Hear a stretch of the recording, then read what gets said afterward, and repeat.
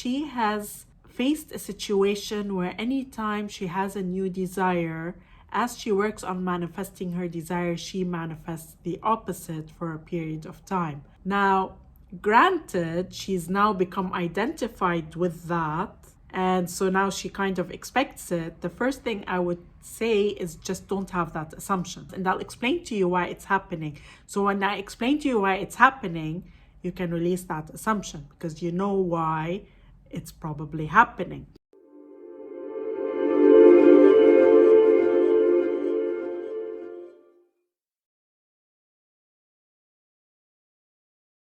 Hello everyone, welcome back to my channel. If you're new here, my name is Irresistible and I'm a manifestation and soul realignment coach. My channel is geared towards helping you become your highest potential so that you can create and live the extraordinary life that is your birthright. In today's video, I'll be talking about manifesting the opposite of what you want when you start manifesting. But before we get started, just a quick reminder that I offer both email and video coaching. So if you need help in manifesting all of your desires or in releasing any of your blocks, you definitely want to check out all my coaching options. They are in the description below. And I'd like to invite you to subscribe to my channel and hit the bell icon if you'd like to receive a notification anytime I upload a new video. So this video is inspired by a question I received on one of my videos from a subscriber who says that she has faced a situation where anytime she has a new desire, as she works on manifesting her desire, she manifests the opposite for a period of time. And she was asking me why that is. Now, granted, she's now become identified with that, and so now she kind of expects it. The first thing I would say is just don't have that assumption. And I'll explain to you why it's happening. So when I explain to you why it's happening, you can release that assumption because you know why it's probably happening. Aside from the fact that you now expect that, but that first time when you manifested it, you didn't have that assumption. So why did that happen? As Abraham Hicks always says, there are always two ends of the stick. There's wanted and there's unwanted. There's having and there's not having. They're two ends of the stick. So when you are trying to manifest something, when you have a new rocket of desire, as Abraham Hicks says, when you've launched that new rocket of desire, you've realized you want something, you are oftentimes aware of the fact that you don't have it. So when you start setting the intention to manifest having that desire, you are aware of not having it. So you are automatically in lack. You're here in lack versus here is having.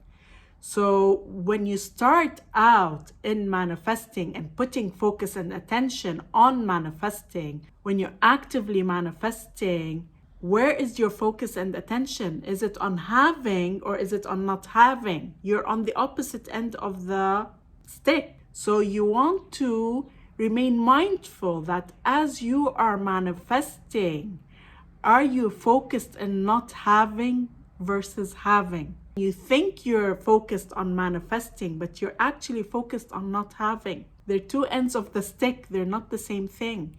So that's why if you were to set the intention and forget about it, which I'm not telling you to do, by the way, when you set the intention, oh, I want this and I'm going to just be easy about it and light about it and I'm not going to think about it, you're more likely to be in state of wish fulfilled versus when you are actively manifesting it by following some sort of practice. So how do you make sure you're not in lack? The first thing you want to do is be consistent in a manifesting practice and be consistent with it so that you are, even if you're going on the opposite end of the stick, you're going into lack, you're still countering it with being in the state of the wish fulfilled.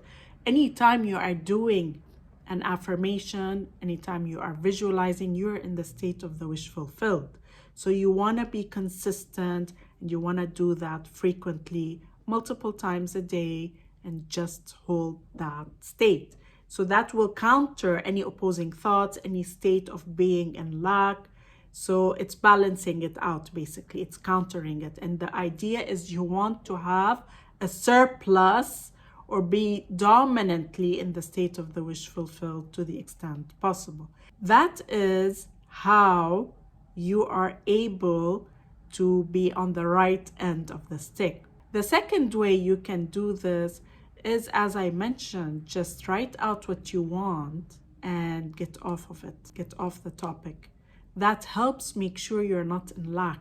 That's another way. It's a less active way of doing things, but it absolutely works, because I always want to remind you, you don't need techniques to manifest. Just don't let your thoughts spiral. Just don't, be at least in the observing of your thoughts as they are happening. So you can set the intention and then let it go, and as well allow that to happen. Now, in this practice where you set the intention and let it go, you wanna make sure that you're keeping that intention active in some shape or form, so you don't forget about it. Actually, you're never gonna forget about it, but let's say you keep it more active by maybe reading through your intentions once a week or several times a week, and you keep that active, but then you let it go. So that's a second way. Ultimately, it's just about you being conscious on which end of the stick you are focused, because that's the only reason you would manifest the opposite when you actively manifest. So when people tell me, oh, when I started manifesting, I created the opposite, you are on the wrong end of the stick. You are more focused on not having rather than having. They're two opposite ends of the stick. So just because you're focusing on your desire, it doesn't mean you're in the state of the wish fulfilled. So I thought I would film this video just to address that.